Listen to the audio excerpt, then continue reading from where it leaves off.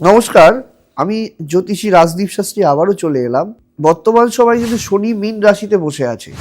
সবাই জানেন বা অনেকেই জানেন যারা জ্যোতিষ নিয়ে চর্চা করেন বা জ্যোতিষকে ভালোবাসেন। সামনের এই জন্য আমি কিন্তু মীন রাশি, মেষ রাশি এবং বৃষ রাশি সামনেই আসছে। সাড়ে সাতি যখন শনি মেষের দিকে অগ্রসর হবেন, সেক্ষেত্রে কিন্তু মেষ রাশি এবং বৃষ রাশি এদের কিন্তু আমি সাড়ে সাতির প্রতিকার দিচ্ছি এই সময়।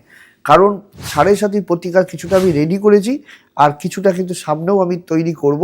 সাড়ে সাতির প্রতিকারগুলো এই সময় আমি দিচ্ছি। এরপরে কিন্তু যোগে বৃষরাশি লোকেদের কিন্তু আস্তে আস্তে প্রতিকারগুলো আমি দিচ্ছি। এরপর কিন্তু একটা টাইমের পরে কিন্তু আমি প্রতিকার বন্ধ করে দেবো।